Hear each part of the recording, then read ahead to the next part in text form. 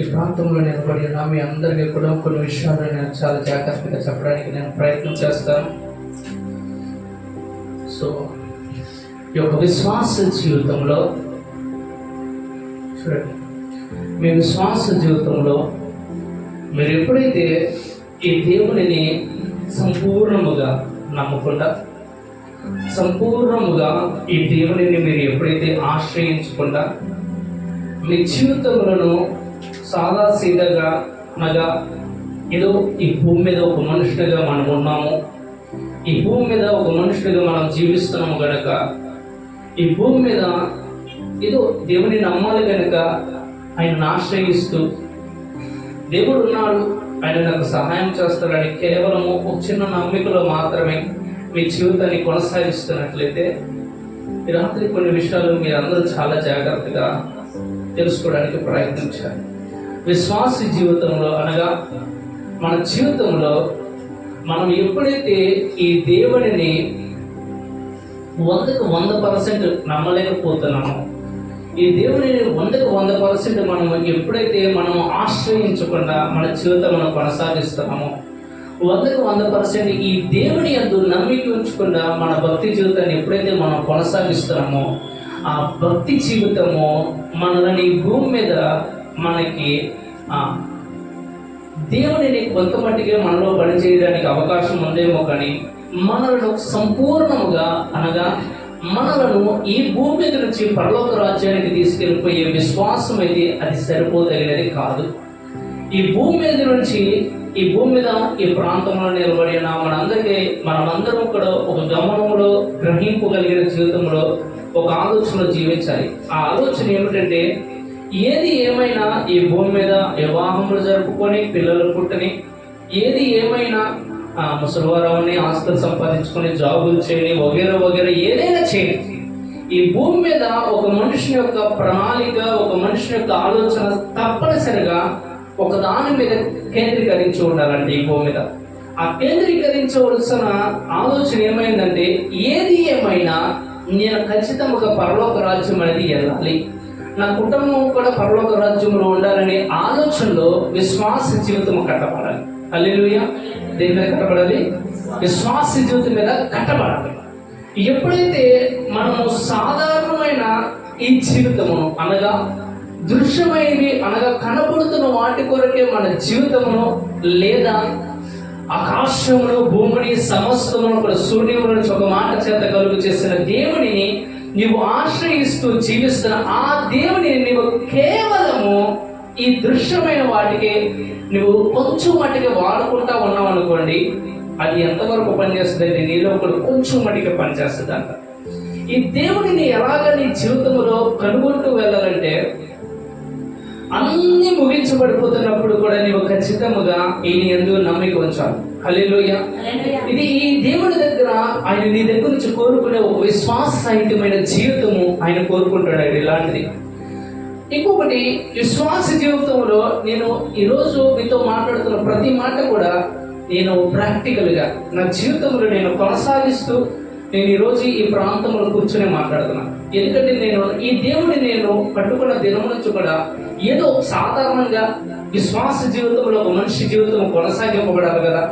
ఏదో నేను కూడా ఒక సేవకుడు, అనేకమైన సేవకులు ఉన్నారు, నేను కూడా ఒక సేవకుడిని అయిపోయి ఏదో ఒక విధముగా ఏదో ఒక మాట చెప్పేసి ఏదో ఒక వాక్యం చెప్పేసి అతని సంఘంలో నేను తీసుకొచ్చేసి బాప్తిస్మం ఇచ్చేసి అతని ఇది ఒక పరలోక యాత్ర, ఇదే ఇక ఈ జీవితం అని చెప్పేసి ఇక అదే జీవితం అని అనుకోవట్లే. నేను ఈ దేవుని నేను ప్రాక్టికల్గా నా జీవితంలో నేను ప్రాక్టికల్గా అనుభవిస్తూ నేను మీ అందరికీ తెలియపరచాలనుకుంటున్నా. ప్రాక్టికల్గా అంటే అర్థం ఏంటంటే, నీవు నీ క్రియలలోనికి తిరిగిలేని విశ్వాసము మృతం. ఏమంటాడు? తిరిగిలేని విశ్వాసము మృతము. కానీ విశ్వాసం లేకుండా దేవునికి ఇష్టడు ఏమిట అసాధ్యం. అవునా? ఇప్పుడు రెండు మాటలు ఉన్నాయి. విశ్వాసం లేకుండా దేవునికి ఇష్టడు ఏమిట అసాధ్యము, అట్ ద సేమ్ టైం క్రియలు లేని విశ్వాసము మృతము. సో ఏమి కోరుకుంటున్నాడు ఒక భక్తుని యొక్క జీవితంలో అంటే, ఆయన నీ నమ్మికను కోరుకుంటున్నాడు. ప్రాక్టికల్ గా నీవు ఆయనను ఆచరించే జీవితం కూడా కొనసాగించాలని ఆయన కోరుకుంటున్నాడు ఒక విశ్వాస జీవితంలో. హల్లెలూయా. సో ఈ ప్రాంతంలో నిలబడి ఉన్న మీరు ఎంతో కష్టపడి, నేను ఒకటే కోరుకుంటాను, ఎంతో దూరం నుంచి వస్తున్నారు ప్రభు, ఎంతో దూరం నుంచి వస్తున్నారు. సమయం అయిపోయినప్పుడు కూడా వారు ఎంతగానో ఆశతో వస్తున్నారు. ఇలాగ వస్తున్న వారికి ఏమో కావాలి, ఏదో నేనేదో బాబా బ్లెస్సింగ్స్ లాగా దేవుడు మిమ్మల్ని దీవించేస్తాడు, దేవుడు మీకు ఏదైనా ఇచ్చేస్తాడు, ఏదైనా ఏదో చేస్తాడు, ఇట్లా చెప్పేసి ఏదో పంపించేసే టైప్ కాదు. నాకు ఇష్టం ఉండదు అలాంటి భక్తి జీవితం, ఇష్టం ఉండదు అలాంటి సేవా జీవితం, ఇష్టం ఉండదు. దానికంటే నేను ఏం కోరుకుంటానంటే దానికంటే ఏదో ఒకటి పని చేసుకుని నేను బ్రతకడం శ్రేష్టం. హల్లెలూయా, అవునా కదా? దానికంటే ఏదో మాయ మాటలు చెప్పి ఏదో ఒకటి చెప్పేసి పంపించడం కంటే నా వరకు నేను వ్యక్తిగతంగా బయటికి ఏదో నా జాబ్ చేసుకుని బ్రతకడం నాకు ఎంతో శ్రేయస్కరం.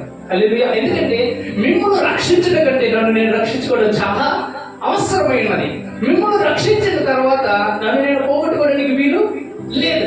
సో ప్రాక్టికల్ గా ఈ విశ్వాస యాత్రలో నన్ను నేను కాపాడుకుంటూ అట్ ద సేమ్ టైం నా దగ్గరికి వచ్చే వారిని కూడా నేను ఏమి కోరుకుంటానంటే, అయ్యా నా విశ్వాస జీవితంలో నా క్రియలతో కూడిన జీవితం ఎట్లాగైతే కొనసాగించాలని కోరుకుంటున్నానో, ఈ విశ్వాస యాత్రలోనికి నాతో పాటు అడుగు వేయడానికి వచ్చిన వారు కూడా వారి జీవితాన్ని ఎలా ఎలాంటి విశ్వాసం చేయాలి.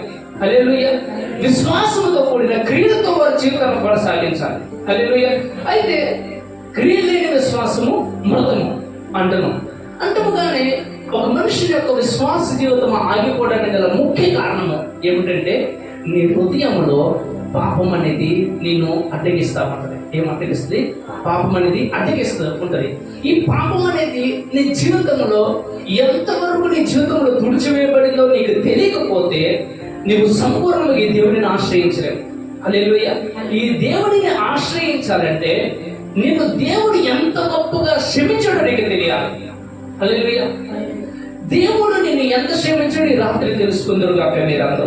ఆమేన్. హల్లెలూయా.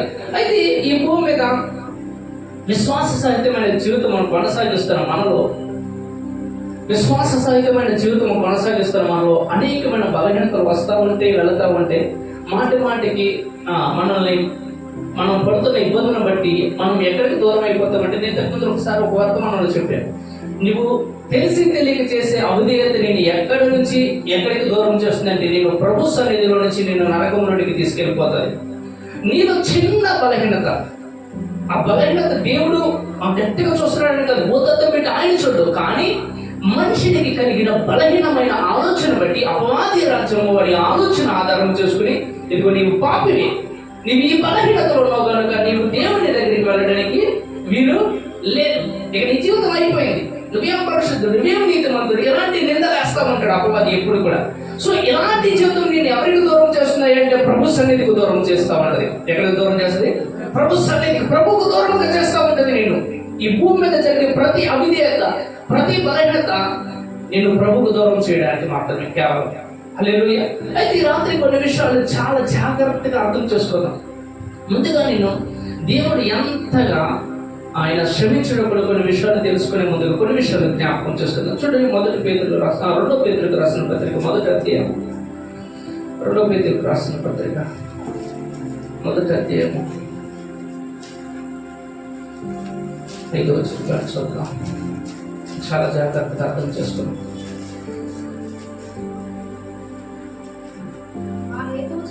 ఆ హేతువు చేతనే మీ మటుకు మీరు ఏం జాగ్రత్త అంట? పూర్ణ జాగ్రత్త కలవారి మీ విశ్వాసమునందు సద్గుణమునందు జ్ఞానమునందు ఆశానిగ్రహమునందు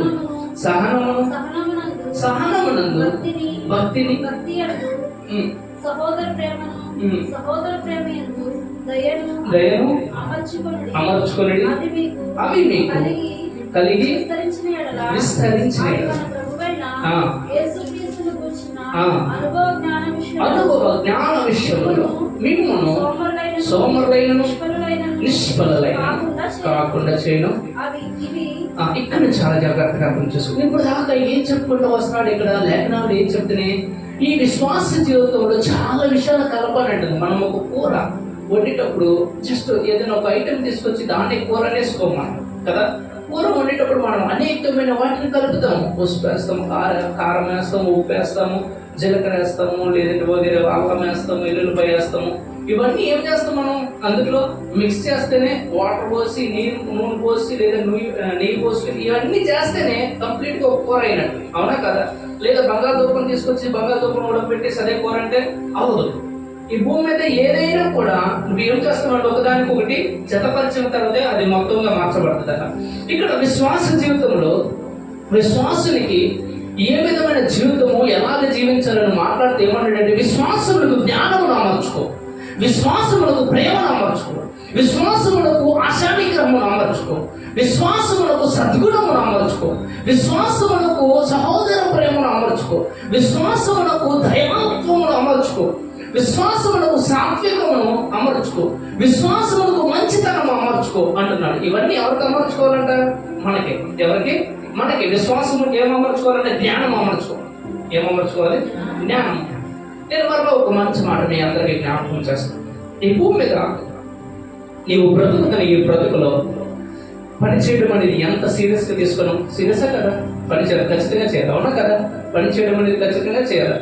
అది ఎంత సీరియస్గా తీసుకున్నావు, జోక్గా తీసుకున్నావు. పనిచేయడం అనేది చాలా సీరియస్, అవునా కదా?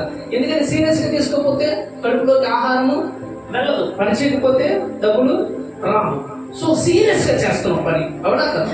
ఈ భూమి మీద తినడం కూడా ఏంటి? సీరియస్ గా తింటాం. ఖచ్చితంగా 3 పూట్ల వెళ్ళాలి, అది ఎవరు చెప్పినా చెప్పకపోయినా, అవునా కదా? ఇవి ఎవరైనా చెప్తే చేస్తున్నారా? మీకు మీరే నేర్చేసుకుని చేస్తున్నారు. ఇవన్నీ మీకు మీరే నేర్చుకుని నేను కొనసాగిస్తున్నారు. ఈ విశ్వాస యాత్రలో కూడా వీటిని ఎవరో చెప్పడం కాదు, నీ విశ్వాస జీవితానికి వీటన్నిటిని కూడా నువ్వు అమర్చుకోవాలంట. ఏం చేయాలి? అమర్చుకోవాలంటే. ఇంకా పని కూడా మీ అందరికి అర్థమైతే ఒక మంచి మాట చెప్తారు. ప్రతిరోజు మనము ఒక్కొక్కరు 2 సార్లు చేస్తారు, ఒక్కొక్కరు 1 సారి చేస్తారు, ఒక్కొక్కరు 3 సార్లు చేస్తారు స్నానం, అవునా? చేసినప్పుడు ఖచ్చితంగా ఏం వేసుకుంటారంటే బట్టలు ధరించుకుంటారు, అవునా కదా? బట్టలు ధరించుకుంటారు. ఒకవేళ బట్టలు లేకుండా వస్త్రహీనుడిగా తిరుగుతా ఉంటే వాడిని ఏమంటారు? పిచ్చోడిగా చూస్తారు, అవునా కదా? ఈ భూమి మీద ఎలా చూస్తారు? పిచ్చోడిగా చూస్తారు, బట్టలు లేకుండా తిరిగితే. ఇవి ఎవరో చెప్పరు. స్నానం చేసిన తర్వాత ఏం వేసుకోవాలి? బట్టలు వేసుకోవాలి. ఇది ఎవరో చెప్తారా? జ్ఞానం ఉంది మనకి. ఏముంది? మనకి జ్ఞానం ఉంది. ఖచ్చితంగా మనం ఏం వేసుకోవాలి? వస్త్రాలు ధరించుకోవాలి. అలాగే విశ్వాస యాత్రలో జ్ఞానం నువ్వు ఏం చేయాలంటే తెచ్చుకోవాలి.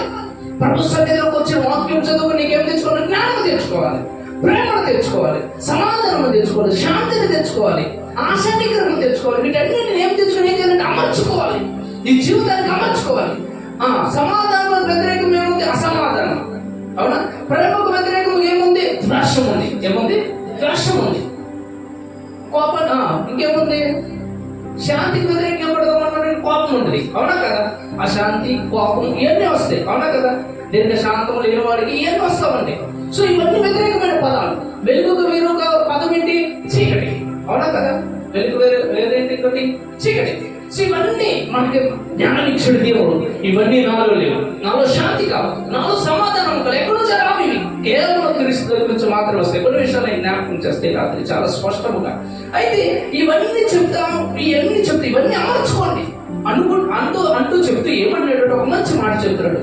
ఇవి ఎవరికి లేకపోవనో వాడు తన పూర్వ పాపములకు శుద్ధి కలిగిన సంగతి మరచిపోయి ఏం చేస్తాడంట? ఎవరిలో అయితే ప్రేమ అనేది లేకపోతుందో, ఎవరిలో అయితే సమాధానం లేకుండా ఉంటుందో, ఎవరిలో అయితే జ్ఞానం లేకుండా పోతుందో, ఎవరిలో అయితే దీర్ఘశాంతము దయాత్వం లేకుండా పోతుందో, వాడిలో కలిగే మొట్టమొదటి మార్పు ఏంటో తెలుసా? వాడు పూర్వమందు క్రీస్తు ద్వారా క్షమింపబడి ఉన్నాడన్న సంగతి వాడు మర్చిపోతాడంట. హల్లెలూయా! ఎంత డేంజరస్ అసలుకి, అవునా కదా? క్రీస్తు నిన్ను క్షమించడన్న సంగతి నువ్వు మర్చిపోతే నీకు లేనిది ఏమిటంటే పరలోక రాజ్యం. ఏం లేదు? పరలోక రాజ్యం లేదు. చూడండి, నేను మరలా చెప్తున్నా. ఏదో ఆశామాషగా 4 మాటలు చెప్పడానికి నేను పెట్టను. ఆదివారంలో కానీ లేదంటే బుధవారం ఆరాధన కానీ చేయలేను. ఆశామాషిగా దేవుని యొక్క మాట మనము ఎందుకని వినాలంటే అది మన హృదయంలోనికి పెట్టుకుంటే మాత్రమే ఆ వ్యక్తిగతమైన జీవితం మనం కొనసాగించగలుగుతాం. హల్లెలూయా!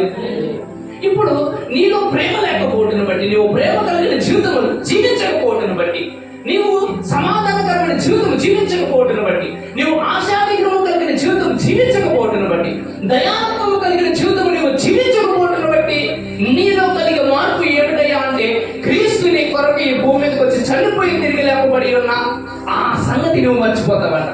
ఏ సంగతి మర్చిపోతావు? క్రీస్తు నీ కొరకు వచ్చి చనిపోయిన సంగతి నువ్వు ఏం చేస్తావంట? మర్చిపోతావంట. ఆయన వచ్చి చనిపోయిన పాప క్షమాపణ. ఏం లేదు, పాప క్షమాపణ. ఇప్పుడు ఏమన్నాడంటే పూర్వముందు చదవడానికి గట్టిగా చదవడానికి 9వ వచనం మీరు, ఇవి ఎవరికి లేకపోను వాడు ఏ పాపములంట పూర్వ పాపములకు శుద్ధి కలిగిన సంగతి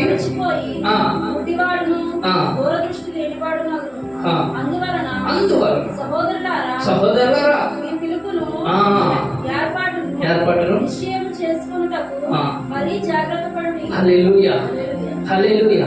ఈ రోజు మన ఇంట్లో కలిగి రైస్ కానీ ఏదైనా అయిపోయింది అనుకోండి, నేను వ్యక్తిగతంగా అంటే ప్రాక్టికల్ గా ఈ జీవితాన్ని ప్రాక్టికల్ గా తీసుకెళ్దాం. విశ్వాస యాత్ర అనేది ప్రాక్టికల్ గా తీసుకెళ్ళాలి, క్రియారూపకంగా తీసుకెళ్ళాలి.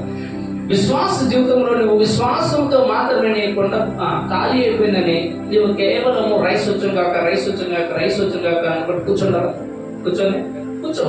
ఈ రైస్ కోసం ఏం చేస్తావు? వెళ్ళి పోరాటం చేస్తావు, యుద్ధంలో దిగుతావు, పని చేస్తావు, ఇవన్నీ చేస్తావు లేదా? ఎవరు చెప్తారా? ఖాళీ అయిపోయిందని మీ ఇంట్లో ఉన్న భార్య కానీ మీకు కలిగిన తల్లి కానీ ఎవరు కూడా చెప్తారు. రైస్ అయిపోయినట్టుగా నీకు వచ్చి ఆలోచన ఏంటి? నీకు వెళ్ళి అంటేనే వెళ్ళి రైస్ తీసుకురావాలి. ఇప్పుడు ఇక్కడ ఏం జరుగుతుంది అంటే నీ పిలుపు ఏమిటి?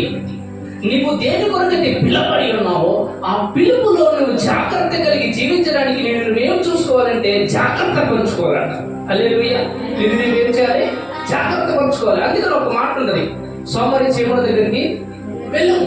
ఏం చేస్తాడు? చీమలకున్న ఒక జ్ఞానం ఏమిటంటే అవి ఏం చేస్తాయంట? శీతాకాలమా ఎండాకాలమా? ఎప్పుడు? వేసవికాలం ఏం చేస్తుందంట? అది ఆహారమును సిద్ధపరచుకోండి అంట చీమలు. ఎవరు? చీమలే ఏం చేస్తాయంట? ఆహారమును వేసవికాలం అంతా కూడా సిద్ధపరచుకుని వర్షాకాలంలో శీతాకాలం వీటన్నింటి కూడా ఏం చేస్తాయంట? అవి భుజిస్తాయి అంట. అందుకని ఏమంటే సోమరి చీమల దగ్గరికి వెళ్ళము. ఎందుకని చెప్తున్నాడు? చీమలు కూడా వాటి పైన విచారణకర్త లేకపోయినను, అనగా వాటిని నడిపించేవాడు లేకపోయినను అవి జ్ఞానముతో నడుచుకుంటున్నాయి అంట. ఎలా నడుచుకుంటున్నాయి? ఈ విశ్వాస యాత్రలో నువ్వు ఏ జ్ఞానం కలిగిన జీవితం నువ్వు జీవిస్తున్నావు ఈ రాత్రి? ఈ విశ్వాస యాత్రలో నీ భక్తి జీవితంలో కాపాడుకోవడానికి, నీ సహోదర ప్రేమ కలిగిన జీవితం నువ్వు కాపాడుకోవడానికి, నీ జీవితం పరలోక రాజ్యము చేర్చబడడానికి, నీ కుటుంబం అంతా కూడా రక్షణలోనికి రావడానికి నీవు ఏ విధమైన జ్ఞానము కలిగిన జీవితంలో నువ్వు కొనసాగిస్తున్నావు ఈ రాత్రి. కొనసాగించాలంటే ఏమి తెలుసుకోవాలయ్యా అంటే నీవు ఖచ్చితంగా క్రీస్తు నిన్ను సమస్తమైన పాపములన్నింటినీ సంపూర్ణంగా నిన్ను క్షమించి నీకు ఒక నూతనమైన జీవితం ఇచ్చాడన్న సంగతి నువ్వు గ్రహించాలి ఈ రాత్రి. హల్లెలూయా హల్లెలూయా. నువ్వు ఎప్పుడైతే ఈ సహోదర ప్రేమ లేదంటే ఈ వీటన్నిటిని ఎప్పుడైతే మర్చిపోతావో నేను మొట్టమొదటి జరిగేది ఏమన్నాము? ఏం తెలుసుకున్నాము? క్రీస్తు నిన్ను క్షమించాడన్న సంగతి నువ్వు ఏం చేస్తావంటే మర్చిపోయి మరలా పాపంలోనికి వెళ్ళిపోతావు. వెళ్ళిపోయిన తర్వాత ఏమన్నాడంటే మీ పిలుపు ఏదైతే ఉందో దాన్ని జాగ్రత్తగా కాపాడుకో. ఈ రాత్రి నీకు ఒక పిలుపు ఉంది. నేను ఈ ప్రాంతములకు ఏదో నేను వెళ్ళడమో లేదంటే నేను ఒక ఆటో డ్రైవర్ మెకానిక్నో లేదంటే వగేరా నేను ఒక టీచర్నో లేదంటే వగేరా నాకు కలిగిన ఈ భూమి మీద ఒక చూడండి ప్రొఫెషన్, ఈ భూమి మీద నీ వ్యక్తిగతంగా కొనసాగిస్తున్న ప్రొఫెషనల్ లైఫ్ ఏదైతే ఉందో అది దేవుని చిత్తము కాదు. అది నువ్వు ఏం చేస్తావంటే ఈ భూమి మీద దేవుని చిత్తముగా నీ జీవితంలో నీకు తీసుకుంటున్నావు. దేవుని చిత్తము ఏమిటో నువ్వు సంపూర్ణంగా తెలుసుకోవాలి. హల్లెలూయా. దేవుని చిత్తము నువ్వు మెకానిక్ గా జీవించడమే, నువ్వు వెల్డర్గా జీవించడం, లేదా ఒక టీచర్ గా జీవించడం, లేదా వగేరా ఏదైనా ఒక బిజినెస్ ఉమెన్ గా ఒక బిజినెస్ మ్యాన్ గా నీ జీవితం జీవించడమే కాదు. అది నువ్వు ఏమనుకుంటున్నావు అంటే దాన్ని నువ్వు జీవితంగా కొనసాగించాల్సిన ఈ భూమి మీద. ఎందుకంటే ఈ భూమి మీద ఒక సామెత ఉంది, కోటి విద్యలు కూటికొస్తుంది. సో కూటి కోసం నువ్వేం చేస్తావంటే ఆ విద్యలన్నీ నేను నేర్చుకుని ఆ విద్యలో నువ్వు నడుస్తూ ఏం చేస్తావంటే అదే జీవితం నేర్చుకుంటావు. నో, అది నీ జీవితమే దాంట్లో నువ్వు జీవిస్తున్నావు కాబట్టి. కానీ నీ సంపూర్ణమైన జీవితం ఎవరిలో ఉందంటే క్రీస్తులో ఉంది. హల్లెలూయా. ఈ క్రీస్తు నిన్ను ఎక్కడికి తీసుకెళ్ళాలి అన్నాడంటే ఈ పరలోక రాజ్యానికి తీసుకెళ్ళాలనుకున్నాడు. నేను వెల్డింగ్ చేస్తా లేదంటే మెకానిక్ గాను లేదంటే వగేరా బిజినెస్ మ్యాన్ గా ఉంటేనే ఈ పరలోక రాజ్యం వస్తాయి అని అన్నాడు ఎక్కడన్నా దేవుడు? లేదు. ఈ జీవితం నువ్వు కొనసాగిస్తూ ఈ జీవితం ద్వారా నేను పరలోక రాజ్యం తీసుకెళ్తానన్నాడా? లేదు. ఆయన ఏమన్నాడు? ప్రేమ కావాలి, జ్ఞానం కావాలి, నీలో సమాధానం కావాలి, ఎదుటి వాడిని నువ్వు ప్రేమించే వాడు ఉండాలి, ఎదుటి వాడి పట్ల నువ్వు కనికరం కలిగిన వాడు ఉండాలి, ఎదుటి వాడి పట్ల నువ్వు క్షమాపణ కలిగిన జీవితం కలిగి ఉండాలి. ఇవి ఎప్పుడైతే నువ్వు కలిగి ఉండవో నీ పాప క్షమాపణ నువ్వు మర్చిపోతావు. నీవు నేను పిలిచిన పిలుపు నుంచి బయటకు వచ్చేస్తావు. నేను పిలిచిన పిలుపులో నువ్వు జాగ్రత్తగా ఉంటే ఏమవుతుందంటే చదవండి అక్క 11 వచనం కూడా. మీరింటి క్రియలు చేయవారైతే ఎప్పుడును అలాగున రక్షకుడునైన యేసుక్రీస్తు యొక్క నిత్య రాజ్యంలో ప్రవేశము మీకు సమృద్ధిగా అనుగ్రహింపబడును. అబ్బా, ఎలా అనుగ్రహింపబడుతుంది మనకి సమృద్ధిగా? ఎక్కడికంట? దేవుని రాజ్యంలోనికి. అలాగే ఎక్కడికి? పరలోక రాజ్యంలోనికి. నీకు ఎలా వస్తుందంటే ద్వారం తెరవబడుతుందంట సమృద్ధిగా. సమృద్ధిగా అంటే అర్థం ఏంటన్నా? ఇక ఏదో కొంచెం కొంచెం కాదు, అమ్మో నేను వెళ్తానో లేదో అనేది కాదు, అనేదా? అంతేనా? నేను వెళ్తానో లేదో అనేది కాదు. సమృద్ధి అంటే అర్థం ఏంటంటే నీకు సంపూర్ణంగా తెరవబడుతుందంట.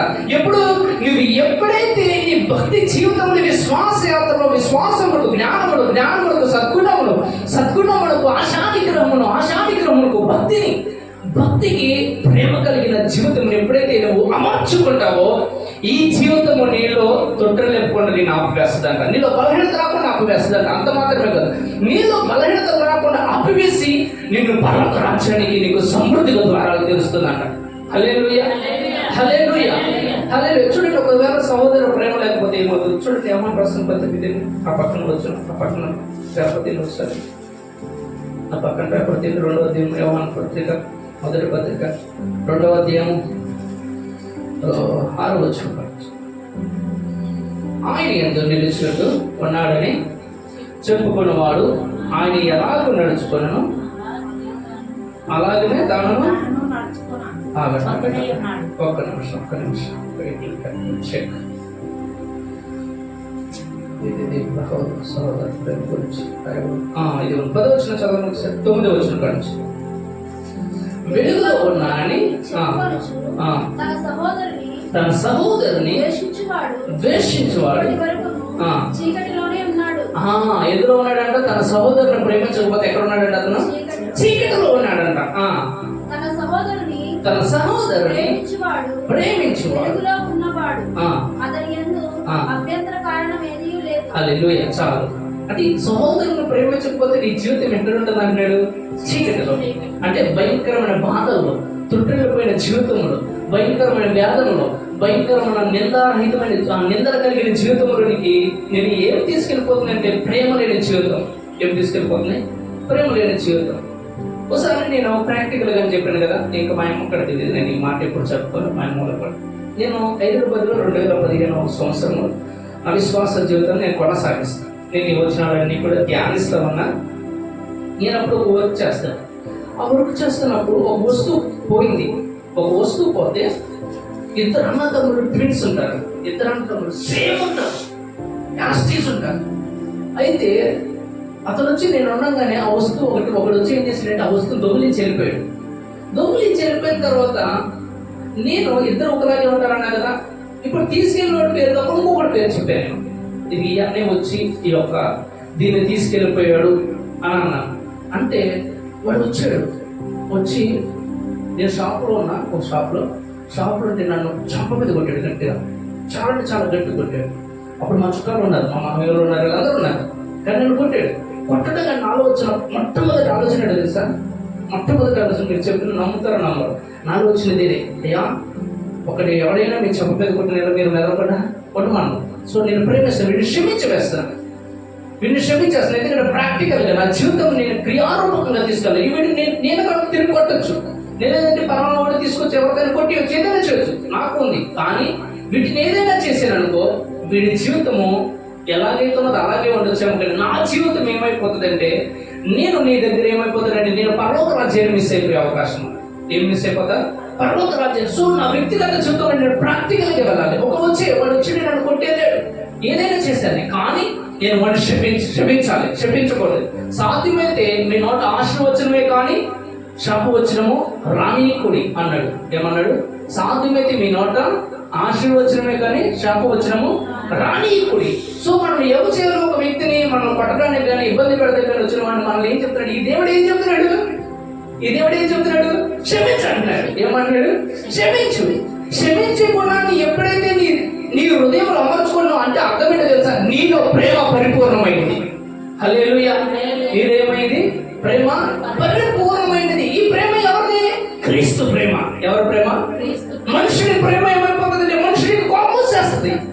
వస్తారు కదా మనుషులు ఎవరైనా కొట్టిన కోపం చేస్తాయి. మనుషుడు ఏదైనా అన్నాడు, మనుషుడిని నేను చూసుకుంటామని అనుకో, మనుషుల జీవితంలోనే మనుషుడిని పుట్టిన వాణిగానే నేను జీవితం కొనసాగిస్తున్నట్లయితే ప్రతి చోట నీకు ఇబ్బందులు వస్తాయి, ప్రతి చోట నీకు గొడవ చేయొచ్చు, ప్రతి చోట ఏదైనా చేయొచ్చు, ఒకరిని నడిగి వేయచ్చు, ఒకరిని ఏదైనా చేసవచ్చు. ఎందుకని మనిషి యొక్క ఆలోచనలు నేను కొనసాగిస్తే. క్రైస్తవుని యొక్క జీవితం అలాంటిది కాదు.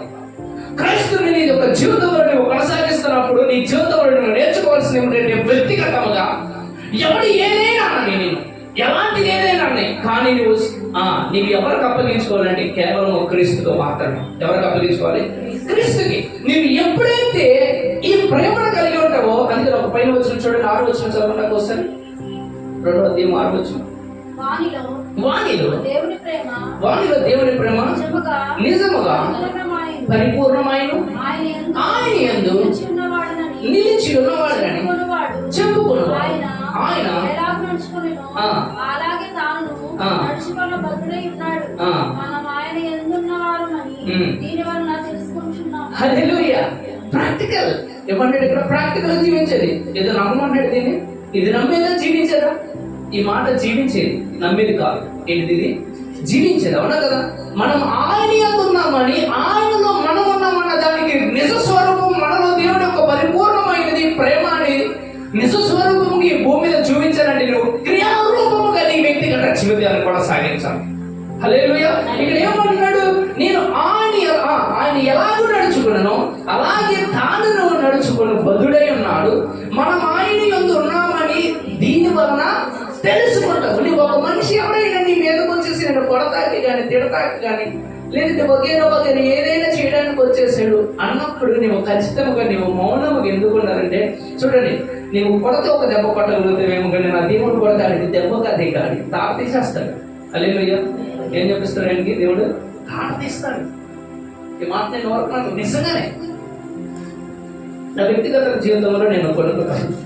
కృష్ణ చెప్తే మీరు ఆశ్చర్యపోతారు. నేను సాధారణంగా నా వ్యక్తిగత జీవితాన్ని కనీసం మా అమ్మగారికి కూడా నేను ఎక్కువ చెప్పను. నా వ్యక్తిగత జీవితంలో నా సహోదరుడు ఒక వ్యక్తి ఉన్నాడు. తీరక చెప్పను. ఒక వ్యక్తి నేను విశ్వాస జీవితంలో కొనసాగింపబడుతున్నప్పుడు మా స్నేహితులందరి మధ్యలో నన్ను ఒక మాట అన్నాడు. నేను ఏం రూపాయి కూడా సంపాదించట్లేదు, ఇప్పుడు సంపాదించాను, అది వేరే విషయం. కానీ ఒక రూపాయి ఇక్కడ సంపాదించకుండా ఉండటాన్ని బట్టి నా స్నేహితులైన వారు నన్ను ఏవన చేశారు. ఒక మాట అన్నా, నీ వల్ల నీ తండ్రికి ఉపయోగం ఏంట్రా అన్నాడు. నన్ను అన్నాడు, నీ వలన మీ తండ్రికి ఉపయోగం ఏంట్రా, నీ వలన ఒక రూపాయి కూడా నేను పోతురాదు. ఇదే ఈ మాట్లాడండి, ఎందుకంటే అప్పుడు ఆ విధమైన మాట్లాడు స్నేహితులు కాబట్టి. సో ఇలా మాట్లాడిన తర్వాత తమ్ముడు నాకంటే చిన్నవాడు వాడు, సరే తమ్ముడు ఇంటికి వెళ్ళిపోరా, నేను మాట్లాడిన తర్వాత మాట్లాడతారు, నేను వచ్చి మాట్లాడతారా అని చెప్పి పంపించేసాను. పంపించిన తర్వాత నేను చెప్తే మీరు ఆశ్చర్యపోతారు లేదు, నన్ను అన్న నెక్స్ట్ ఇయర్కి నా తండ్రికి నాకు సంబంధం లేదని చెప్పేసి వెళ్ళిపోయాడు. ఏమని వెళ్ళాడు? నా తండ్రికి నాకు సంబంధం లేదని చెప్పి వెళ్ళిపోయాడు. ఇక నా తండ్రికి నాకు సంబంధం లేదు. నేను ఒకటే మాట అందరూ వచ్చి వచ్చిన తర్వాత మాట ఇదే మాట అన్నా. నేను ఇప్పటికీ ఈ రోజు కూడా నేను ప్రార్థన చేస్తాను వాడి గురించి. ప్రభువా, ఒకవేళ తెలిసి తెలియక నన్ను అన్నందు వలన వాడి జీవితం ఆ విధంగా అయిపోయినట్లయితే నేను క్షమిస్తాను అని. వాడి జీవితం మరలకట్టు, వాడి కుటుంబాన్ని మరలకట్టు ఇప్పటికే ప్రార్థన చేస్తాను నేను. ఇది ప్రాక్టికల్గా క్రైస్తవుని యొక్క జీవితము ఏదో నమ్ముతూ మాత్రమే ఉండి చర్చలో ఉన్నప్పుడు మాత్రమే మీ జీవితాన్ని శ్రద్ధగా పరిశుద్ధంగా అన్ని విషయంలో మీరు కనపరుచుకుని బయటికి వెళ్ళడం కానీ మీ జీవితం వ్యక్తిగత జీవితాన్ని సాధారణంగా అందరూ జీవించేస్తున్నారు. అందరూ కానీ మీ జీవితం కొనసాగిస్తూ ఉన్నారా? మీరు మిస్ అయ్యేది ఏమిటంటే పరలోక రాజ్యం. ఏమిటంట? పరలోక రాజ్యము. క్రైస్తవులకు ఒక నిబంధన ఉన్నది. క్రైస్తవులకు ఒక నిబంధన కలిగిన జీవితం కొనసాగించాలి. నీవు నీ భర్తకి ఎందుకని లోపలి జీవించాలి, నీ భార్యను నువ్వు ఎందుకు గౌరవించాలి, నీ భర్తను నువ్వు ఎందుకని కొట్టకూడదు, నీ భార్యను నువ్వు ఎందుకని తిట్టకూడదు. ఇవి అన్ని ఎందుకంటే నీవు క్రీస్తు నిన్ను ప్రేమించిన ప్రకారం నీవు నీ భార్యను ప్రేమించాలి, నీ భర్తను నువ్వు గౌరవించాలి ఖచ్చితంగా. హల్లెలూయా. ఇది ఎప్పుడైతే చేస్తావో అది నిన్ను పరలోక రాజ్యానికి తీసుకెళ్తుంది. నీ దగ్గర ఉన్న ధనము కాదు, నీ దగ్గర ఉన్న వజ్రాలు కాదు, బంగారము కాదు, ఏది కాదు. నీకు పరలోక రాజ్యానికి నీకు సమృద్ధి కలిగిన ద్వారము తెరిచేది ఏంటంటే నీవు ప్రేమ కలిగిన జీవితమే. హల్లెలూయా. ప్రేమ కలిగిన జీవితము, సహోదర ప్రేమ యందు మనము ఎప్పుడు కూడా నిలకడగా ఉండాలి. హల్లెలూయా. అట్లేంటన్నా నాలో ప్రేమ లేదు కదా, నేను మనుషులు కదా అన్నంటే ఈ రాత్రి కొన్ని విషయాలు చూడండి. వాగ్దానమే మీ జీవితం అవ్వాలి. హల్లెలూయా. రోమీయులకు రాసిన పత్రిక 5వ అధ్యాయం చేద్దాం. రోమీయులకు రాసిన పత్రిక 5వ అధ్యాయం 5వ వచనం. రోమీయులకు రాసిన పత్రిక 5వ అధ్యాయం 5వ వచనం. ఎందుకనగా ఈ నిరీక్షణ మనలను సిగ్గుపరచదు, మనకు అనుగ్రహింపబడిన పరిశుద్ధాత్మ ద్వారా దేవుని ప్రేమ మన హృదయంలో చదవనది ఏమైందంట, మన హృదయంలో కుమ్మరి. అంటే అర్థం ఏంటి? ఎవరి ప్రేమ అంట? ఎవరి ప్రేమ అంట? ఒకసారి చదవచ్చు గట్టిగా. అనగా ఈ నిరీక్షణ మనలను సిగ్గుపరచదు, మనకు అనుగ్రహింపబడిన పరిశుద్ధాత్మ ద్వారా దేవుని ప్రేమ. ఎవరి ప్రేమ అంట? దేవుని ప్రేమ మన హృదయంలో కుమ్మరింపబడినది. ఇప్పుడు నీ హృదయంలో ఎవరి ప్రేమ ఉంది? ఎందుకంటే నీకు కోపం వస్తుంది, ఎందుకంటే నీకు రోషం వస్తుంది, ఎందుకంటే ఎదుటివాడిని కొట్టడానికి కానీ, లేదంటే ఎదుటివాడికి ఏదైనా చేయడానికి కానీ, ఎదుటివాడి నీ మీదకి రావడం కానీ ఎందుకని వస్తుందంటే నీ హృదయంలో మనిషి యొక్క ప్రేమ ఉంది. అయితే నీ హృదయంలో ఎవరి ప్రేమ ఉండాలి? దేవుని ప్రేమ. ఎవరి ప్రేమ ఉండాలి? దేవుని ప్రేమ. దేవుని ప్రేమ ఏమి చేస్తుంది అయ్యా అంటే అన్నిటిని కూడా అంగీకరిస్తుంది, కంగారు పడకూడదు. దేవుని ప్రేమ అన్నిటికీ కంగారు పడదు. దేవుని ప్రేమ ఏమి చేస్తుంది అంటే ఒకరిని క్షమిస్తుంది. ఈ భూమి యేసుక్రీస్తు ప్రభువారు ఉన్న సమయంలో పాత నిబంధన గ్రంథంలో ఒక మాట రాయబడ్డది. ఎవరైనా కూడా వ్యభిచారం చేస్తూ ఎవరైనా దొరికారనుకోండి, ఎవరికైనా కళ్ళ కనిపించారనుకోండి, వాళ్ళు ఏమి చేయాలంటే రోడ్డు మీదకి నడి రోడ్డు మీదకి తీసుకొచ్చి వాళ్ళు ఏం చేయాలంటే రాళ్ళతో కొట్టి చంపేయాలని ఒక నిబంధన ఉంది. ఏముంది? ఒక రాళ్ళతో కొట్టి వాళ్ళని చంపేయాలన్నది. ఎక్కడుంది ఇది? పాత నిబంధన గ్రంథం. ఏ గ్రంథం ఇది? పాత నిబంధన గ్రంథం. ఈ మాట ఉంది. ఎవరైనా వ్యభిచారం చేస్తే కనపడితే వాళ్ళు ఏం చేయాలని రాళ్ళ పెట్టి కూడా చంపేయాలి.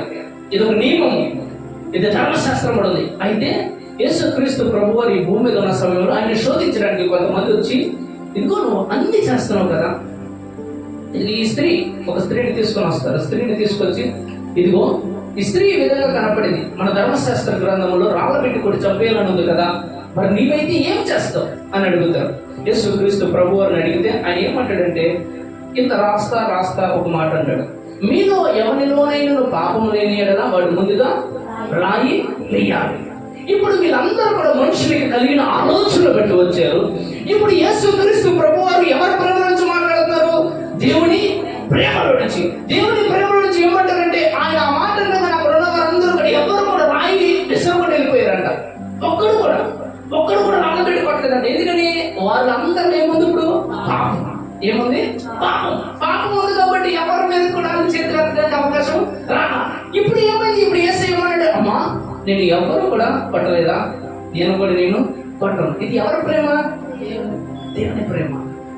ఎవరి ప్రేమ? ప్రాక్టికల్ గా దేవుని ప్రేమను ప్రాక్టికల్ గా తీసుకెళ్ళు. కష్టాలలో ఉన్న వాడి దగ్గరికి ప్రేమగా ఆదర్చు, ప్రేమతో కొనసాగించి. నేను చెప్తున్నా, మీ జీవితంలో మీ తరాలు కూడా ఆశ్రయింపబడాలంటే మీలో ఏముండాలంటే ఖచ్చితంగా ప్రేమ ఉండాలి. మీ జీవితంలో విడుదల కావాలన్నా, మీ జీవితంలో అద్భుతంగా జరగాలన్నా, మీలో ఏదైతే మీరు ప్రార్థన చేస్తున్నారో అవన్నీ కూడా నెరవేర్పుగా మాట్లాడడానికి 100% నువ్వు ప్రేమ కలిగిన జీవితం కనుక కొనసాగించగలిగితే చిటికలో చేస్తాడు నా దేవుడు. హల్లెలూయా. ఎంత చేస్తాడు? చిటికలో చేస్తాడు అద్భుతాలు. చిటికలో ప్రతిదీ కూడా మరణించిన వాడిని సైతం కూడా నీ ద్వారా లేపగలుగుతాడు ఆయన. నువ్వు ప్రార్థన చేస్తుంటే మరణించగా ఎండిపోయిన ఎముకల దగ్గర తీసుకెళ్ళి వారు సజీవ లేఖనంలో తీసుకొస్తాడు. ఎప్పుడు తెలుసా? నీలో ఎప్పుడైతే దేవుని ప్రేమలో నీ హృదయం అంతా కూడా నింపబడతావు, అప్పుడు నేను ఎవరు కూడా ఆపలేదు, ఎవరు కూడా ఈ భూమి మీద ఆపలేను. కొన్ని విషయాలు చాలా జాగ్రత్తగా చెప్పి ముగించి వస్తానండి. ఈ భూమి మీద మోసెస్ అనే అతను ఉన్నాడు. ఎవరు? మోసే అనే ఒక వ్యక్తి ఉన్నాడు. అతడు చాలా మందిని పోషించుకుంటా కాపాడుకుంటా 6 లక్షల మందిని ఏం చేస్తున్నాడు? నాయకుడు కొన్ని వారందరూ ఒక ప్రాంతం నుంచి ఇంకో ప్రాంతానికి తీసుకెళ్తా ఉన్నాడు. ఈ ప్రాంతానికి తీసుకెళ్తా ఉండగా అనేక మంది సరుకుతూ ఉన్నారు, అనేకమైన విషయాలు చేస్తూ ఉన్నారు. భయంకరంగా అతన్ని ఎదిరిస్తున్నారు, భయంకరంగా వేరుగా మాట్లాడుతున్నారు, దేవుడికి వేరుగా మాట్లాడుతున్నారు, అతన్ని శోధిస్తున్నారు, చాలా మాటలు మాట్లాడుతున్నారు. అయినను కూడా మోషే గురించి ఒక మాట రాయబడి ఉన్నది బైబిల్ గ్రంథంలో. ఇతడు నా సాత్వికుడు, నా ఇల్లంతటిలో ఇతడు నమ్మకమైన వాడు. ఇతడు ఎవరంటే సాత్వికుడు. ఎవరంట? సాత్వికుడు. వినయము కలిగిన వాడు, విధేయత కలిగిన వాడు, త్వరపడి మాట్లాడేవాడు కాదంట, చాలా జాగ్రత్తగా నడుచుకునేవాడు. ఇలా జీవితంలో కొనసాగిస్తుంటే తన సొంత వారే, తన సొంత అక్క, అన్నయ్య ఏమన్నారంటే, ఇదేంటి దేవుడు మోసే ద్వారానే పలుకుతాడా? మోసే లేకపోతే మా ద్వారా పలకడం అనుకున్నారు. మీరు రండి, నేను చెప్తాను దేవుడు ఏమంటాడు అంటారు కొంతమంది. అన్నప్పుడు చాలా వచ్చినప్పుడు నేను చూపించగలను కానీ ఇది సమయం లేట్ అయిపోతున్నాను. అయితే ఈ మోషే గురించి ఎప్పుడైతే మీరు ఈ విధంగా మాట్లాడతారో దేవుడు ఎంటర్ అవుతాడు. దేవుడు ఎంటర్ అయ్యేందుకు మీరు అందరూ ఏం చేస్తారంటే త్వరగా నమందిరం దగ్గరికి రండి, నమందిరం దగ్గరికి రమ్మంటే వస్తారు. వచ్చిన తర్వాత వెంటనే ఏంటి మీరందరూ ఏమనుకున్నారు? మోషే అంటే ఏమనుకుంటున్నారు? మీరు మీలాంటి వాడు అనుకుంటున్నారా? కాదు. ప్రవక్త అనుకుంటున్నారా? కాదు. ఎవరైనా ఉన్నారంటే వారితో నీ దర్శనం ద్వారా ఏదో విధంగా మాట్లాడతారు. కానీ మోషే అలాంటి వాడు కాదు. అలాంటి వాడికి వ్యతిరేకంగా ప్రేమ కలిగిన వాడితో, సాత్వికం కలిగిన వాడికి వేరుగా మీరు మాట్లాడతారా అంటుంగానే దేవుని యొక్క శిక్ష వారి మీద ఏమొచ్చేసిందంటే కుష్ఠరోగం వచ్చేసింది. ఏమొచ్చేసింది? కుష్ఠరోగం. ఏమొచ్చింది? దేవుడిని ఏం ఆకర్షించింది అంటే ప్రేమ కలిగిన మనస్సు, సాత్వికం కలిగిన మనస్సు. నీవు ఎదుటివాడిని నిందించకుండా, ఎదుటివాడిని తృణీకరించకుండా నీవు ఎప్పుడైతే నిన్ను వారిని పొరుగు వారిని ప్రేమిస్తావో, ప్రేమ కలిగిన జీవితం మీద నీ జీవితం ఎప్పుడైతే కట్టుకుంటావో అప్పుడు నీ జీవితం ఏమైపోద్దంటే నీ శత్రువుకు దడ పుట్టిస్తుంది. హల్లెలూయా. నిన్ను తాకాలన్న అవకాశం ఉండదు. ఈ భూమి మీద ప్రాక్టికల్ గా జీవించడం చాలా కష్టం. క్రైస్తవుని యొక్క జీవితాన్ని ఎందుకు చాలా మంది తృణీకరిస్తున్నారు తెలుసా? క్రైస్తవుని యొక్క జీవితం జీవిస్తే వాళ్ళందరూ ఎలా జీవించాలో తెలుసా? కారం తిన్న వల్ల అయిపోవాలి. ఏం తిన అయిపోలేదు. కారం తింటే ఏమొస్తుంటారు? ఏమొస్తుంటారు? కారం తింటే వర్షం వస్తుంది, కోపం వస్తుంది. అవునా కదా?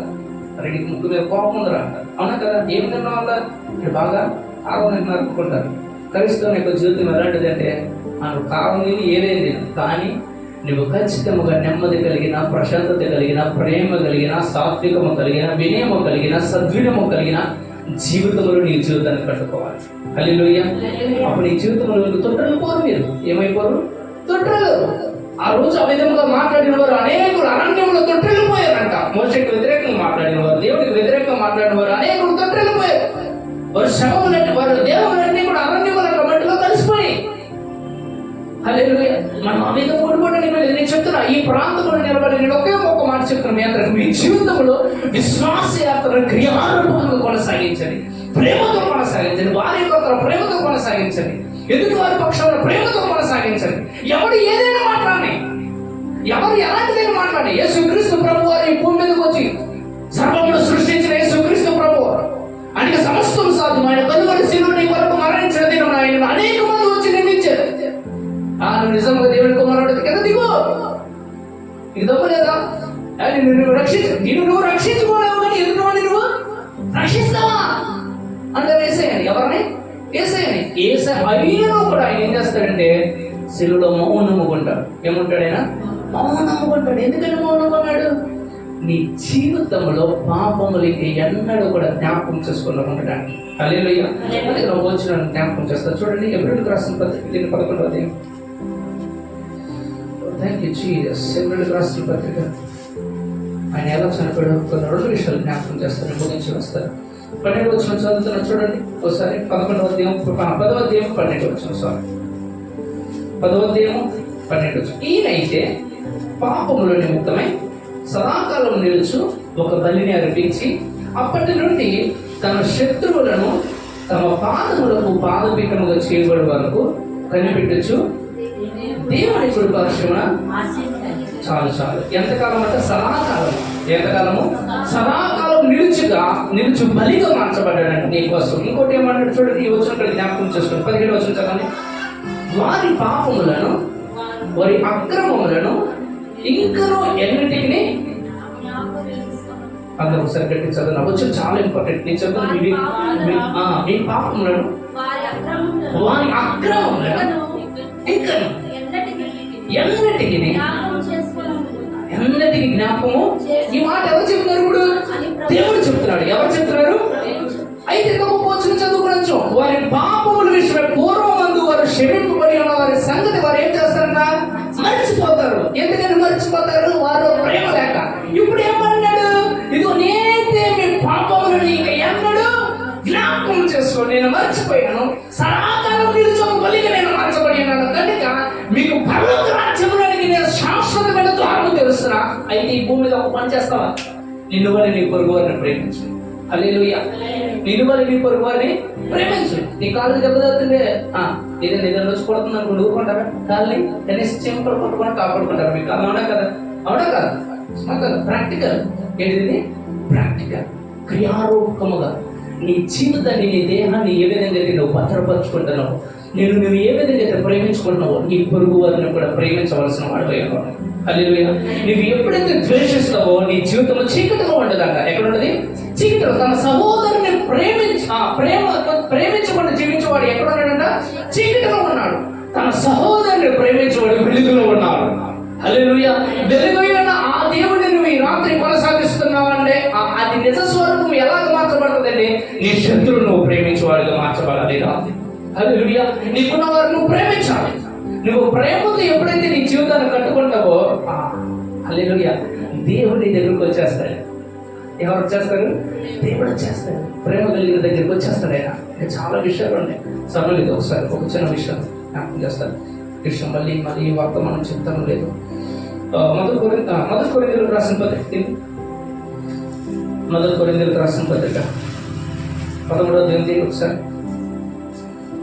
మొదటి కొరింథీయులకు రాసిన పత్రిక 13వ అధ్యాయం 4వ వచనం నుంచి నేను చదువుతున్నా చూడండి.